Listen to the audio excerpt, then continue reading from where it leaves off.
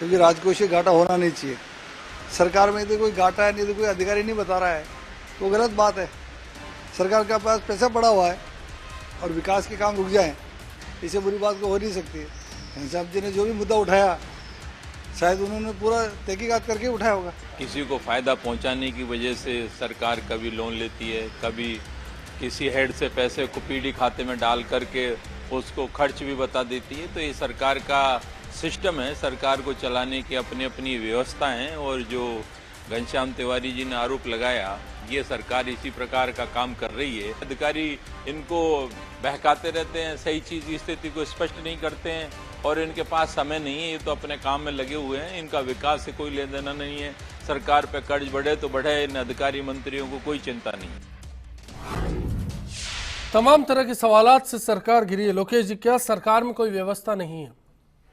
देखिए, सरकार में व्यवस्था हर तरह की है, लेकिन आवश्यकता है उस सिस्टम को मॉनिटर करने की। अगर सरकार चाहे तो क्या नहीं कर सकती, लेकिन उसके लिए आवश्यकता है उस राजनीतिक इच्छा की, उस मंशा की, कि उसे स्पष्ट रूप से पारदर्शिता पूर्वक इस प्रदेश की जनता के समक्ष प्रस्तुत करे। आप तो झूठे बहाने बनाते रहते हैं, क्योंकि आप चाहते नहीं है कि आपकी जवाबदेही तय हो। आपसे जब पूछा जाता है कि विकास के तमाम कार्य कैसे करेंगे, आप उसका जवाब नहीं देते। पिछले बजट को आगे आप फॉरवर्ड कर देते हैं, लेकिन आप ये नहीं बताते कि पिछले बजट का कितना राजकोषीय घाटा था या राजस्व घाटा था। लेकिन आप ये कहने के लिए तैयार रहते हैं कि हमारे घाटा हो गया, पिछली सरकारों ने घाटा छोड़ा। अगर आप योजनाएं बना रहे हैं, आप बात करते हैं कि हमने पिछली सरकार की योजनाओं को बंद नहीं किया, तो बंद करने की बजाय आपने तो बर्बाद कर दिया। 1.25 साल से 1.5 साल के बीच आपका आरोप है सीधा सीधा सरकार में व्यवस्था नहीं है, सिस्टम नहीं है। सिस्टम है, लेकिन ये सिस्टम से काम नहीं करवाना चाहते हैं, क्योंकि उस्मान खान साहब हमारे साथ जुड़े हैं, जयपुर से। बताइए उस्मान साहब, क्या आप क्यों पिछली बार मेरे ख्याल से महीने 1.5 महीने पहले आपसे बात हुई थी इसी डिबेट में, आपका कहना था इलाके में काम नहीं हो रहे, क्या अब हो रहे? सर कुछ काम नहीं हो रहा है, सर कुछ काम नहीं हो रहा है। क्या हम लोगों ने बीजेपी को वोट दिया था तो ये सोच के दिया था कि क्या पिछली सरकार ने बजट नहीं छोड़ा, कुछ भी नहीं छोड़ा, इसलिए वोट दिया था। इन्होंने जब वोट मांगने आए थे तो बड़े बड़े वादे, बड़े बड़े विकास के वादे, बहुत बड़े बड़े वादे करते, ऐसे ऐसे सपने दिखाए गए थे। जी जी बिल्कुल। मैं श्याम सुंदर झा साहब हमारे साथ है, बीजेपी की ओर से जवाब देंगे, मैं उन्हीं से जान लेता हूँ। झा साहब, आप बता दीजिए ना कि आपके जो वादे हैं वो कब तक पूरे होंगे? 5 साल, 10 साल, 15 साल? अब तो मोदी सरकार 20 साल का भी नारा दे चुके हैं। इनका 2020 का इरादा है। देखिए, जो भी विकास के कार्य हैं कई जगहों पे शुरू हो चुके हैं, कई जगहों पे चल रहे हैं। पैसा ही नहीं है अब तो अब तो पैसा ही नहीं है, प्रपोजल्स आपके लौट रहे हैं वापस। पैसा केंद्र से मांगा है हमने, केंद्र से पैसा आ रहा है सब। तो क्या कर्ज की बदौलत ही आप काम करते रहेंगे? क्या करें? अपने वित्तीय संसाधन आप नहीं जुटा पाएंगे? वित्तीय संसाधन जुटाने के लिए माननीय मुख्यमंत्री जी पूरी तरह से प्रयासरत रहे। और माननीय मुख्यमंत्री जी जापान गई हैं वित्तीय संसाधन जुटाने के लिए, निवेश लेकर आ रही है वहां से। निवेश आएगा तभी वित्तीय संसाधन जुटेंगे। मानव साहब, इस बीच में एक आरोप अधिकारियों को लेकर भी लगा कि अधिकारी दरअसल बहकाते हैं, बरगलाते हैं, जो हकीकत है उसको सामने नहीं रखते सरकार के। क्या ऐसी स्थिति भी है सच में कहीं पर? देखिए, जो सरकार के जो जनप्रतिनिधि हैं, जो उच्च मंत्री या मुख्यमंत्री हैं, अगर वे ईमानदारी की अपेक्षा करते हैं तो अधिकारी ईमानदारी से सारी बात बताते हैं। और मेरे ख्याल है अधिकारी भी सब तरह के हैं। कुछ अधिकारी केवल खुश करने के लिए हो सकता है कि लिपापोती करके गलत बात बता देते हों, लेकिन अधिकारियों को प्रशिक्षण इसी बात का दिया जाता है कि जो सच्चाई है वो अपने मंत्रियों और अधिकारियों, अपने जो जनप्रतिनिधि उनके समक्ष रखें। और मंत्रियों और जो जितने भी मंत्रीगण उनकी भी है, उनसे भी अपेक्षा ये रहती है कि वो केवल आंकड़ों या भ्रम में उलझाने के बजाय ईमानदारी के साथ जनता के साथ संवाद करें, अधिकारियों को भी ईमानदारी से काम करने के लिए प्रोत्साहित करें। तो एक सच्ची जो एक गलतफहमियां पैदा होती हैं वो कम होंगी। और वास्तव में नीयत का सवाल है कुल मिलाकर के कि हम नीयत काम करना चाहते हैं या केवल दिखाना चाहते हैं। अगर काम करने की नीयत है तो 50 रास्ते हैं काम करने के। एक आरोप और लगता है कि जो लोन है उसके जरिए कुछ लोगों को फायदा पहुंचाने की कोशिश होती है, इसलिए कर्ज की आदत ज्यादा बढ़ती है। ये शौक जो चढ़ा है वो उसी कारण है, जो रमेश मीणा ने आरोप लगाया था उस पर भी मैं राय जानना चाहूंगा। आऊंगा क्या भानव जी, ऐसा कुछ है? देखिए, कर्ज लेना कोई एक व्यक्ति विशेष के लिए कर्ज नहीं लिया जाता है, लेकिन उसमें जब गवर्नमेंट के सरकार के पास अगर पैसे की बहुलता हो, कोई ये तो नहीं कह रहा है कि आपने विदेश से या किसी भारत सरकार से कर्जा लिया तो एक व्यक्ति विशेष के लिए लिया, ऐसा कोई आरोप ना किसी सरकार में लगता है ना लगाया गया। लेकिन जब पैसा किसी योजना में अगर बहुत ज़्यादा उपयोग, जैसे मॉनिटरिंग की बात आई, अगर पैसे का मॉनिटरिंग नहीं हो रहा है, स्कीम को इम्प्लीमेंटेशन की डिलीवरी ऑफ सर्विसेज बहुत उपयुक्त नहीं है, तो निश्चित रूप से पैसे का बीच में कहीं ना कहीं खुर्द-बुर्द होने का संभावना है। तो इसलिए मॉनिटरिंग को बहुत टाइटन करने की जरूरत है और इसमें पूरी ईमानदारी बरतने की जरूरत है, पैसे को खर्च करने की, मॉनिटरिंग करने की बहुत जरूरत आवश्यकता है। मुख्तार अनीस है हमारे साथ जोधपुर से और अब्दुल साहब है बीकानेर से। अनीस साहब पहले आप ही के पास आ रहे हैं, बताइए। मुख्तार अनीस साहब जी। मैं ये बीजेपी वाले हमारे मित्रों से पूछना चाहता हूँ जी, कि जब आप सत्ता में आने से पहले बड़े बड़े भाषण दिए, तब आपको मालूम नहीं था कि ये खजाना खाली है या भरा है। आप हमेशा ये बहाना बना लेते हो। दूसरी बात, जब पिछली सरकार कांग्रेस की थी, यूपीए में केंद्र में सरकार यूपीए की थी और राज्य में सरकार कांग्रेस सरकार गहलोत साहब की थी, तब कितना समन्वय था और अच्छा बजट आ रहा था। इतनी महत्वाकांक्षी योजना जो रिफाइनरी वाली है, वो योजना है जिससे राजस्थान का राजस्व, रिफाइनरी की तो बात आई नहीं है और इसी पर अब बीजेपी गिरती नजर आ रही है। अब्दुल साहब, आप क्या कहेंगे?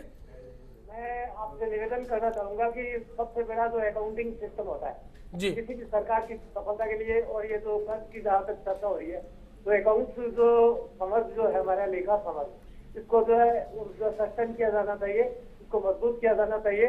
जिस सरकार के पास में अकाउंटेंट ही नहीं है, आज राजस्थान में 4000 अकाउंटेंट के पद खाली है और इसके ऊपर हायर पोस्ट पर भी खाली है, और जब तक अकाउंट को जो मैंडेट की पावर्स नहीं दिए जाएंगे, इरेगुलरिटी को रोकने के लिए उनको शक्तियां नहीं दी जाएंगी। बिल्कुल, वित्तीय संसाधन कैसे सही हो सकते हैं, दुरुस्त हो सकते हैं, जब उनको सही करने वाला सिस्टम ही मौजूद ना हो। गड़बड़ी कहाँ है? कनिष्क, आपसे जानना चाहेंगे जी। नहीं ले सकते। शुक्रिया आपका अब्दुल साहब इस चर्चा में जुड़ने के लिए और इस बेहद कीमती राय के लिए। देखिए, मैं इसमें एक बात बताना चाहूँगा कि जो फैक्ट्स, फिगर्स, रेट्स और इंडिसेस हैं, इनको लेकर फाइनेंशियल बाजीगरी बहुत शुरू से की जाती आ रही है और वो लोग करते रहेंगे। बात ये है कि प्रोमिसेस जो हैं, कोर प्रोमिसेस जो हैं, उन पे डिलीवरी हो रही है कि नहीं हो रही, और इम्पैक्ट आप कैसे असेस कर रहे हैं। लोग कह रहे हैं, लोगों की जुबानी हमने सुना है। मैं एक बात और इसमें कहना चाहूंगा, और वो है डिसेंट्रलाइजेशन की। अभी हम जानते हैं कि बहुत सारे कैबिनेट मिनिस्ट्रीज ऐसी हैं जो सीधे सीधे वसुंधरा राजे जी के पास हैं। अभी अगर आप महिला और बाल विकास मंत्रालय की बात लें तो ऐसा नहीं है फंड्स नहीं है, फंड्स तो यूनिसेफ भी दे रहा है। सिर्फ सेंट्रल और स्टेट गवर्नमेंट की बात नहीं है, फंड्स तो बाहर से भी एजेंसीज दे रही हैं आपको। आपके पास 26,000 करोड़ रुपए के ग्रांट्स हैं। तो अगर फंड्स की कमी की आप बात कर रहे हैं तो आपको बाहर से भी तो फंड्स आ रहे हैं, उपयोग में नहीं लेना चाहते, मंशा नहीं है काम करने की। डिसेंट्रलाइजेशन भी नहीं है पावर्स का। आप बात कर रहे हैं गुड गवर्नेंस की, आप गुड गवर्नेंस की बात कैसे कर सकते हैं जब आपने इतनी सारी कैबिनेट मिनिस्ट्रीज खुद के पास रख रखी हैं? आप पंचायतों को एम्पावर करना तो बहुत दूर है। राजे से बेहतरीन कोई नेता नहीं है आपके पास। आप खुद के मिनिस्टर्स को एम्पावर नहीं कर पा रहे हैं। क्या वसुंधरा राजे अकेले ही काबिल नेता है आपकी पूरी ब्रिगेड में? 161 विधायकों में बहुत सारे काबिल नेता है, और तुरंत में जो कैबिनेट का विस्तार होना था उसके बाद कंटिन्यू चुनाव रहे, जो जैसा कि आपको जानकारी है, निगम के चुनाव थे, निकाय चुनाव थे और लोकसभा के चुनाव थे। कब तक चुनावों का जिक्र करते रहेंगे जनाब? जनता जवाब चाहती है। मुख्तार साहब का सवाल था, अब्दुल साहब का सवाल था। विस्तार जो अब आप मानिए इस बात को, जल्द होगा। आप नहीं मानेंगे? पद खाली पड़े हैं, काम अधूरे पड़े हैं। देखिए यशवंत जी, एक बात जो निर्णय की है जी, निर्णय प्रक्रिया जितनी तीव्र होगी, तेज होगी, उतना ही पैसे का उपयोग भी सही तरह से हो पाएगा। अब निर्णय को लंबित रखेंगे तो जिस परियोजना को 1 साल में पूरा होना था वो 5 साल तक नहीं होगी, जिस पे 1 करोड़ खर्च होना था वो 20 करोड़ में खर्च होता है। तो ये सारा केवल तस्वीरें हमारे सामने है। जयपुर मेट्रो को लेकर आए दिन आंदोलन होता है, रिफाइनरी का हश्र हम देख रहे हैं। उससे पहले अगर राजधानी की बात की जाए, राजधानी में कई ऐसे प्रोजेक्ट्स हैं जो लगातार अटके पड़े हैं। दिल्ली जयपुर हाईवे का हम हाल जानते हैं और तमाम तरह के ऐसे सूरत हाल हैं जो बयान करते हैं कि विकास की रफ्तार, कामों की अगर लिहाज से बात की जाए तो कितनी तेज है या फिर कितनी मंद है। फिलहाल छोटा सा ब्रेक, आखिरी दौर में वापसी होगी, खास मेहमानों के साथ चर्चा जारी रहेगी।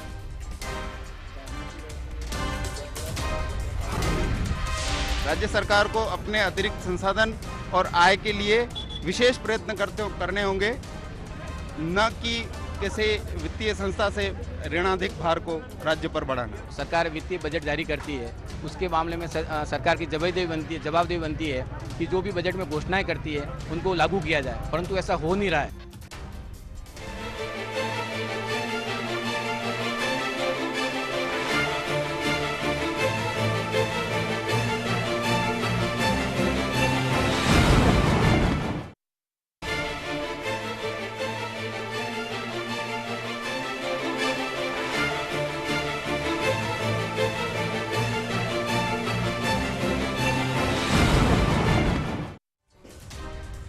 फाइट में आज हमारा सवाल था, क्या विकास कार्यों के लिए मंत्रियों को पैसा नहीं मिल रहा? इस पर दर्शकों की राय मिली और इस राय के मुताबिक महज 18% लोग मानते हैं कि मंत्रियों को पैसा मिलता है, 82% लोग मानते हैं कि पैसा नहीं मिल रहा।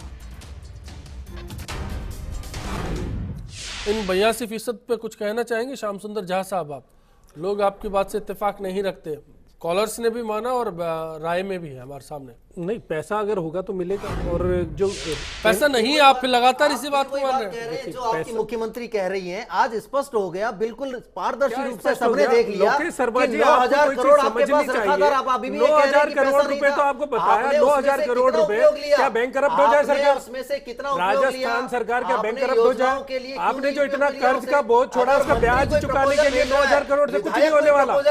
जितना आपने ब्याज के फाइनेंस, जितना आपने कर्जा करके छोड़ा है, 9,000 करोड़ का ब्याज भी नहीं पूरा पड़ रहा है। उससे गुमराह करने वाली बात, गुमराह तो आपने किया लोगों को। पैसा ही नहीं है। आप ये बताओ कि हमने पैसे को बैकअप के लिए रखा हुआ है, पैसा है हमारे पास। आपने जितना कर्ज करके छोड़ा है 9,000 करोड़ में, तो ब्याज पूरा नहीं होता। लोकेश जी, स्थिति पैसा हमारे पास है, स्पष्ट है। विकास कार्य नहीं करवाएंगे, क्या सरकार बैंक करप्ट हो जाए? क्या जो बैंकों से लोन, आरबीआई से लोन लिया हुआ है, क्योंकि वो हमें उससे क्या बैंक करप्ट हो जाए सरकार? और 4% उससे ब्याज लेंगे। आप ये कहो तो सही, जनता को जवाब तो दो इस बात का कि हम तो ब्याज कमा रहे हैं। समझ आ रहा है नहीं आ रहा है जो मैं कहना चाह रहा हूँ? ब्याज कमा रहे 9,000 करोड़ का, ये बोल दो जनता को। जनता आप क्यों मना करते हो आपने कि जो पैसा कर्ज नहीं का है? बोझ छोड़ा, उसका ब्याज तक नहीं जा रहा 9,000 करोड़ से। उसका जवाब समझ क्यों नहीं रहे इस बात को? आप उसका जवाब दें कि 9,000 करोड़ रख के क्यों बैठे थे आप? रख के जितना आपने कर्ज किया, उसका 9,000 करोड़ का ब्याज से भी कुछ नहीं हो रहा। क्या कर्ज आपने चुका दिया? कर्ज क्या एक साल में चुक जाएगा? 5 साल में इतना बोझ आपने बढ़ाया, उसका क्या चुक जाएगा? मेरे ख्याल से ये बहस में इस बात का निचोड़ नहीं निकलने वाला। कनिष्क आपके पास में आएंगे, क्या होना चाहिए था और क्या हो रहा है फिलहाल, ये समझना चाहूंगा।